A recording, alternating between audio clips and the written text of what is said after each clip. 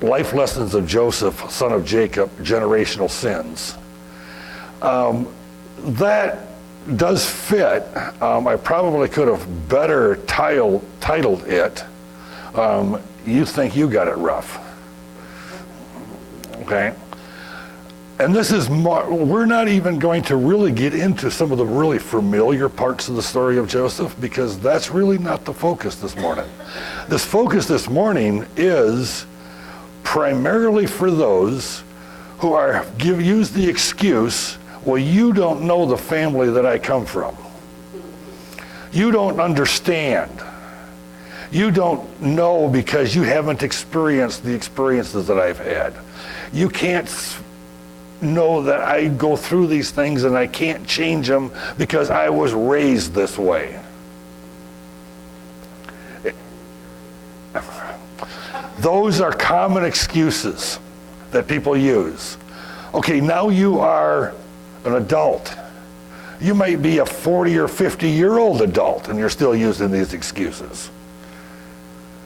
Joseph came from a family that was really, really messed up. And not just some of the things that we're familiar with. When you really start delving into them, you'll find more. Starting off with his grandfather, Isaac. Okay, and then his great-grandfather was Abraham. Abraham was called by God, but when Abraham was called, Abraham was not a believer. Abraham was an idol worshiper. You move forward to Isaac, and who was the child of promise. We know all the wonderful things about his birth, that he was born late in Abraham and Sarah's life, but he also had a brother, Ishmael, who was cast out and sent away because you can't be around here anymore. Now we stop and think about it.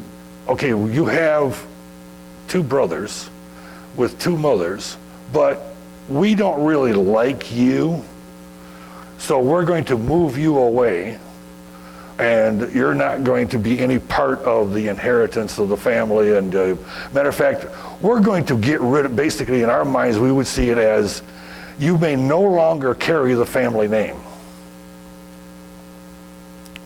Well, that's got to kind of have a negative feelings on some people's parts. You know, there's a kind of little bit of anger is going to start building up. But the whole story where Isaac and Rebekah, of how they met, is interesting in and of itself. You have the servant of Abraham going to the family that lived in the other part of the world, and he goes over there in order to get a wife for Isaac. The servant is sent and given specific instructions on how he's to go about it. Well, he gets over there and he finds the family. Rebekah has a brother named Laban. Well, when this servant comes, he comes with 10 camels. 10 camels loaded down with precious things. And he finds Rebekah and he gives her these golden bracelets and rings. And if you look carefully, actually he put a golden ring in her nose. I found that a little interesting. But anyway, Laban sees this stuff. And so when they ask, well, you know, can she come? Yeah, because if she goes, we get to keep all this stuff. You know, you got to read it carefully. It's not like, well, God said that you know, obviously it's God's will, so we're going to follow it, we're going to do it. He says those things, but there's little hints in it that talk about how he saw the gifts. I'm not going to get into every detail of every piece because otherwise there's no Sunday school. A lot of these are somewhat familiar, but I just want to bring out kind of the history. Okay, the next slide. You got in Genesis 27, when Isaac was old. Okay, so we've gone through the life of Isaac, and his eyes are too dim to see. So now you have Jacob and Esau. Okay, the two brothers that you might say really have not gotten along very well, and there's been all these family issues that have gone on. But it's time to give the blessing. Okay, because Dad's going to die pretty quick, and getting this blessing is a big deal.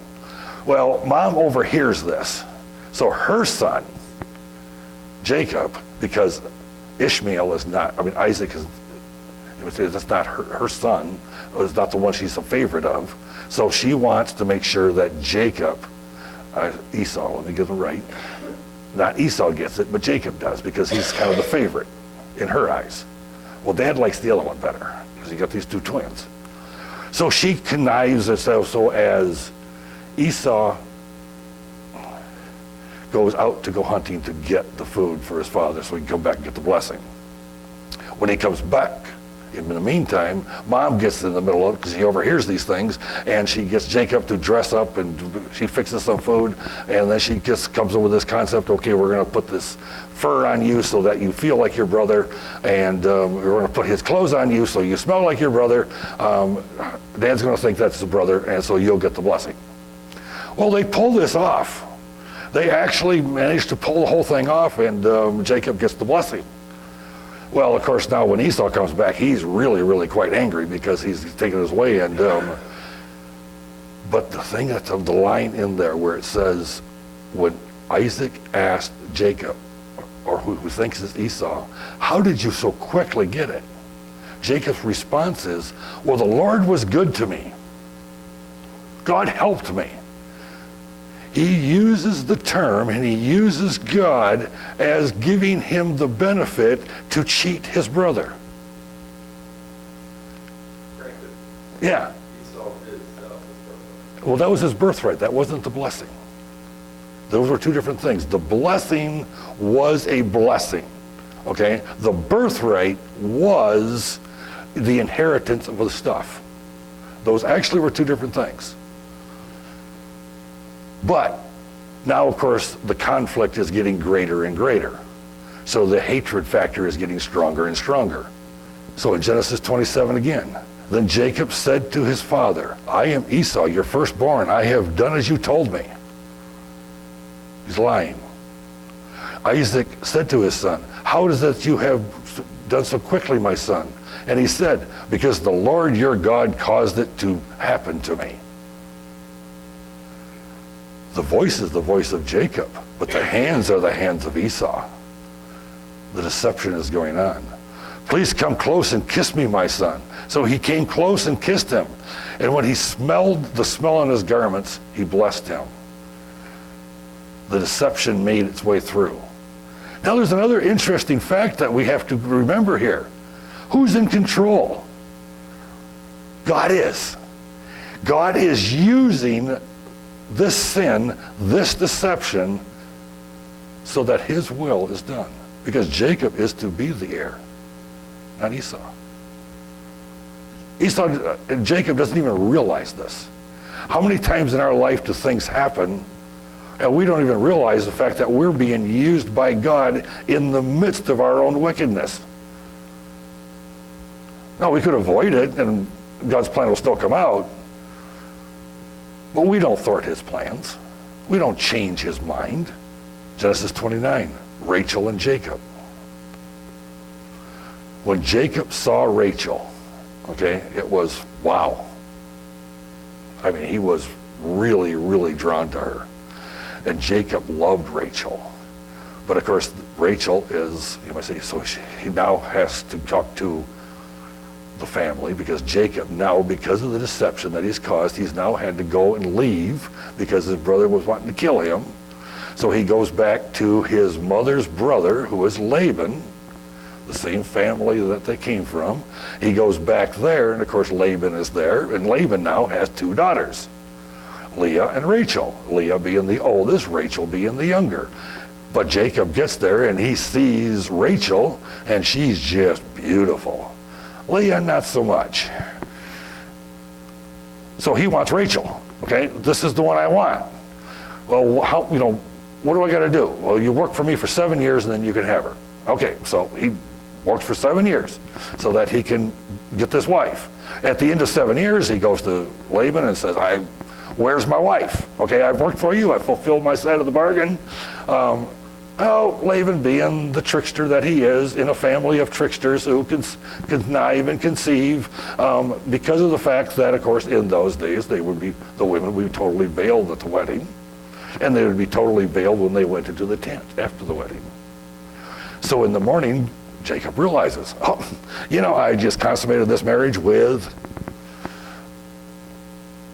the other one, not the one I wanted.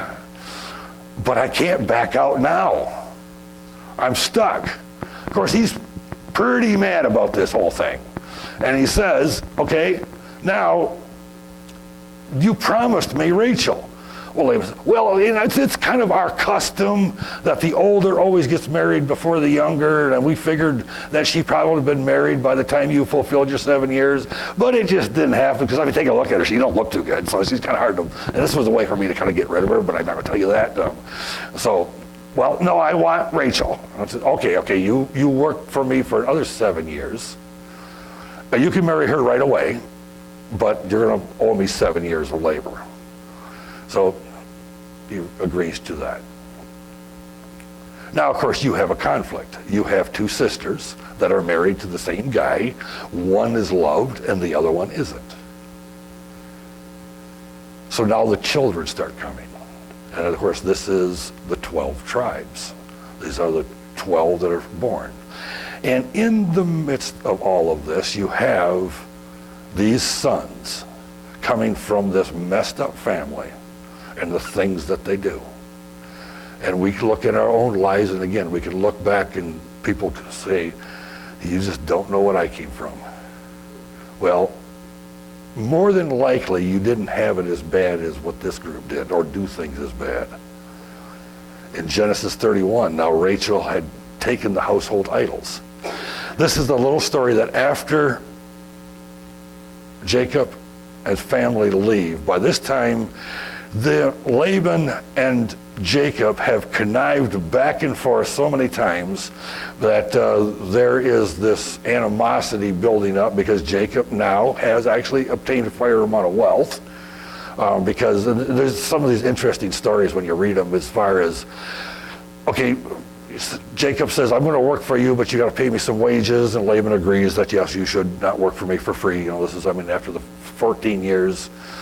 So you can have all of the speckled and spotted lambs that are born, and then it changes to the striped ones, and Jacob would separate them out, you might say, and then he would put some sticks up where they fed, and the ones that would be born would fit into what would be the ones that were his, which were normally the ones that you wouldn't have as many of. It'd be unnatural for them to constantly get, and God's in the middle of it and actually building his wealth. And Laban now, of course, and his family are getting a little bit upset because Jacob and his group are actually getting wealthier than what they are. But Jacob's afraid to leave, so he kind of sneaks off. Now, after he sneaks off, 3 days later, Laban and family chase him down. And of course, they're going to catch up with him, because you got a caravan with all the animals and everything. And of course, Jacob is nervous. He's worried. What are you going to do? And Laban is mad, because what are you doing stealing my daughters and my sheep and my cattle and everything? And, well, no, these actually are mine. Well, you took the idols. You took our household idols. And Jacob says, no, I didn't take your household idols. So then there's the rest of this little part of the story. Now Rachel had taken the household idols, and he had put them in the camel's saddle, and she sat on them. And Laban felt through all the tent, he did not find them.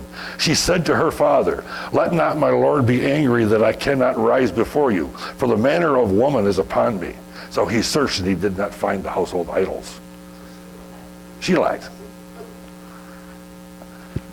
This is a perpetual thing in this family. Lie, deceive. This is the way this family operated for generations. And actually, even we remember back with Abraham and Sarah, when they went down to Egypt, and he said, you tell them that you're my sister. Deception. It's ingrained in this family. Joseph's brothers. Interesting bunch. Now Dinah, the daughter of Leah, when Shechem, the prince of the land, saw her, he took her and he laid with her by force. Okay, so you have a prince in this land where they're living who sees this young woman and he takes her by force. Now, this is the sister of two of the brothers by Leah. Okay, so they're quite upset. So he says because they find out that, I probably shouldn't have done that, but let me marry her. I want to marry her. But the brothers say, no, we can't do that, because of the fact that we cannot do this thing or give our sister to one who is not circumcised. So that's a big problem, because we can't intermarry. That's against our God. So only on this condition, if you and all your males get circumcised, then you can. And you can imagine how many of these males weren't real happy with this agreement, but of course they don't have any choice because it's kind of forced on them. So they're all circumcised. Now it came about on the third day when they were in pain, that two of Jacob's sons, Simeon and Levi, Dinah's brothers, they came upon the city, they snuck in, and they killed all the males. So now you have two of the brothers that are mass murderers. And not only did they kill all the males, they also took all of the belongings and the women and children. Nice family, huh? There's another interesting story of Judah. Judah is one of the brothers. Judah had a son that died. The son was married to Tamar. So Tamar is his daughter-in-law. But the son had died, and Judah's wife had died. So Judah says to his next in line son, you take this woman and you raise up children for her.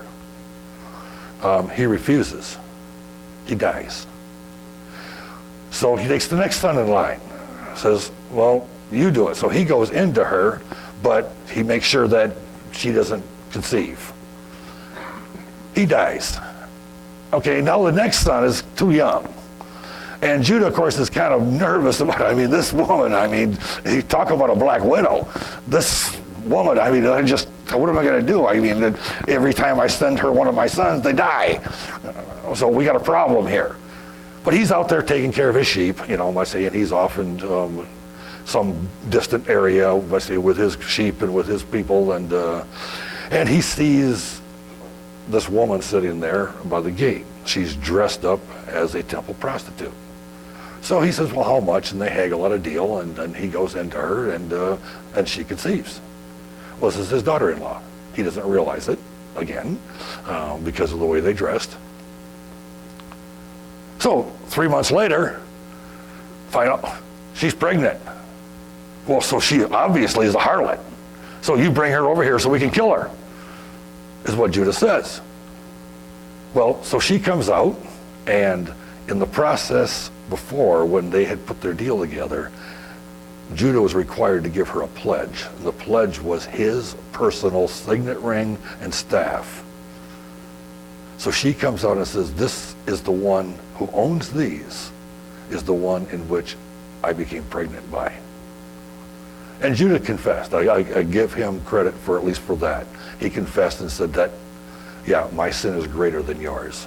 So now you may say, obviously, he's not going to kill her because he's the father of his daughter-in-law's child.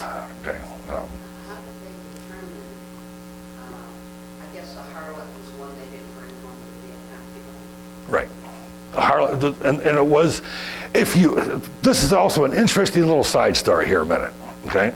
That in those days, and actually for a long stretch of time, if you were looking for a prostitute, you would go to church. That's where you got them. That's where they worked out of. So this is where, we talk today about, to our young people, might say, go to church and meet somebody. Well, in those days, that kind of wasn't the same concept, because who you're going to meet. But there was male and female prostitutes. and they operated out of the temples. Of course, it wasn't what we would call Christian temples. These were the idol temples. But so for him to see her there, and when I say and not know her, wasn't really strange, because she would have been veiled and she would have been dressed in the certain clothes, just like you see on TV today. The prostitutes are dressed in certain ways that you kind of recognize this is what they are. Real life is different, but anyway, that's another little issue with this family. Genesis 37. When 17 years of age, he was pasturing the flocks, and this is Joseph. Okay, when Joseph is 17. He's pasturing his flocks with his brothers while he was still a youth. And Joseph brought back a bad report about them to their father, and his brothers saw that their father loved him more, and they hated him and could not speak to him on friendly terms.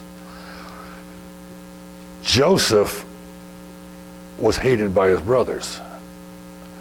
Joseph was a different character. There was definitely something different about him, but sometimes you wonder, when he was younger, how wise he was, because he would egg these things on. He brought things on himself. Talk about being bullied, okay? Joseph was the one in the family that was bullied. Now, a number of the things that happened, he brought upon himself, because now he's out there with his brothers, and of course, you remember, they're all older brothers.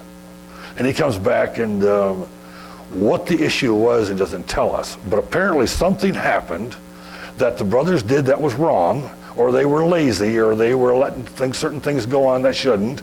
And he goes back and he told me, Daddy, you know what they did? Well, of course, that did not help in endearing him to his brothers. And of course, his father, the conniver, who was born from a conniver, didn't help things along, because he favored Joseph.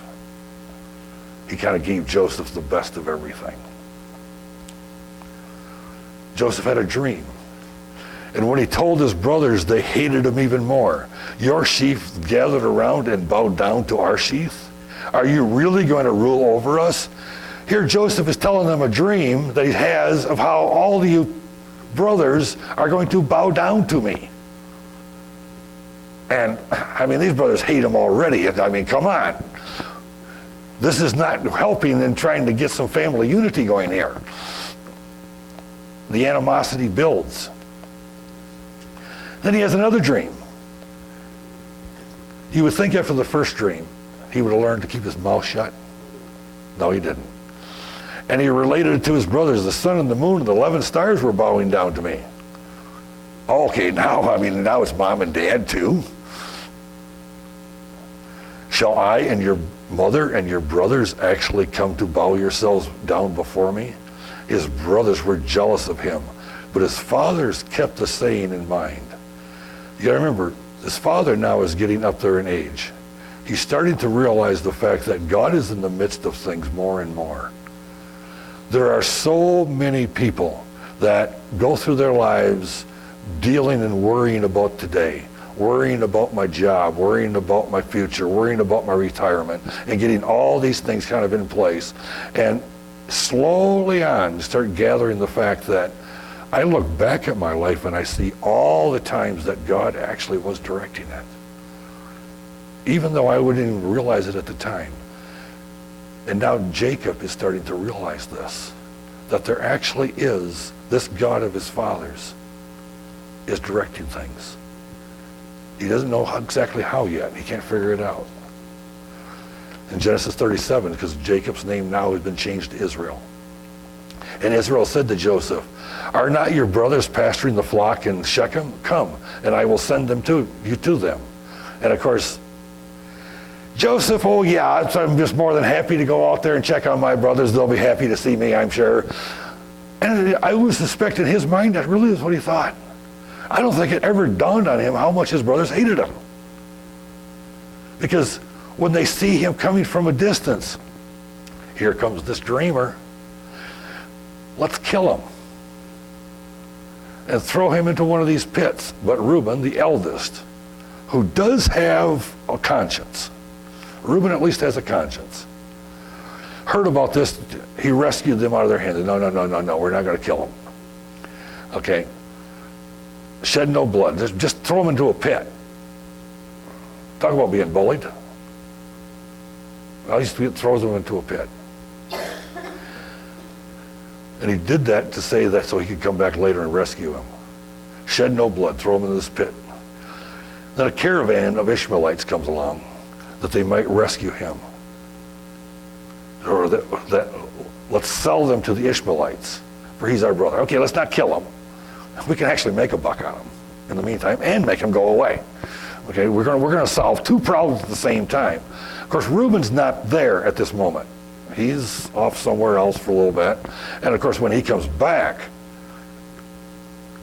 he finds out. So they sold him for 20 shekels of silver.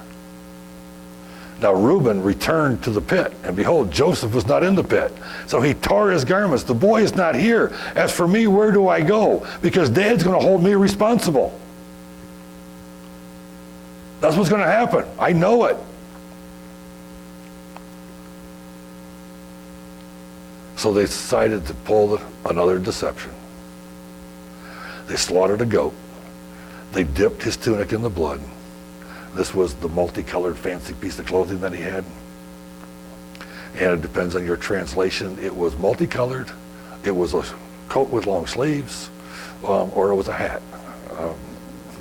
It was just totally irrelevant. It was something unique that his father had given him.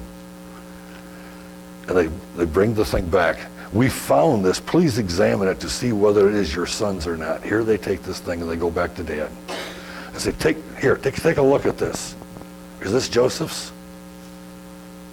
And of course, Jacob tears his clothes and he puts on sackcloth on his loins and mourned for his son for many days. Meanwhile, the Ishmaelites sold him in Egypt to Potiphar. Kind of the so what. There's an interesting line that runs through the life of Joseph. The name Joseph in Hebrew means salvation. God sent Joseph from his father's house to a strange land. Joseph's brothers rejected and betrayed him. Joseph was sold for 20 shekels of silver. Joseph was falsely accused and imprisoned. Joseph was exalted to the right hand of Pharaoh. Joseph revealed himself to his brothers at the right time. Joseph's brothers wept bitter tears. Do you see the line that runs through the life of Joseph and the life of Jesus? Do you see the connection? Because we think of all the things that Joseph went through. And we know that Joseph actually held strong to his faith. Joseph, there is never a line in Scripture that talks about Joseph wavered. Never, ever. He came up out of this messed up family. This family that did so many things far beyond what any of us would possibly say our families did. They were so messed up. But never is a time where Joseph fails in his faith. He hangs on to it. Joseph is one of the unique characters in Scripture that doesn't have the warts. Virtually all the others do. Excuse me. Except for Jesus. The correlation, the little things that seem to kind of line up. Jesus left his father's house and he came to earth. He came to earth and he was hated by his brothers. He was falsely accused. Jesus was killed. Joseph was just put in prison. Jesus is exalted to the right hand of God the Father. Joseph was exalted to the right hand of Pharaoh. Do you see how the two all fit together? If this messed up Joseph's family is your family, you have no excuse. Because what Joseph went through was worse than what you've gone through. What Jesus went through was worse than what Joseph went through. If Jesus is our Lord and our Savior, we have no excuses about my family that I came from. way I was raised, all these problems that I have that are generational sins are continuing. No. We are at the point to where we are the ones that can decide what the next generation is going to be. Is it going to be what my past generation was? Or am I going to be the generation that changes it? Then it becomes the doing. Not just the talking, not just the acting, the doing. What do I do? What is the thing that I need to do to change things? Go to church? Part of it. Read my Bible? Part of it. Pray? Part of it. There's a greater thing. Serve other people. If you serve other people in the name of the Lord, all these other things will develop out of it. If our life is a life of service, all these other things come together. Love the Lord your God with all your heart, soul, mind, and strength, and love your neighbor as yourself. The loving of each other, the loving of others, the service to others. For Jesus also said, for what you do to the least of these, my brethren, you do it unto me. Whenever we serve other people, we are serving Christ. And we no longer have this generational problem. We're responsible for our lives and our children and grandchildren. We are not responsible for our parents and grandparents and great-grandparents. Just because they messed up doesn't mean I have the right to mess up, or it's an excuse I can use. There are no excuses. There's only service.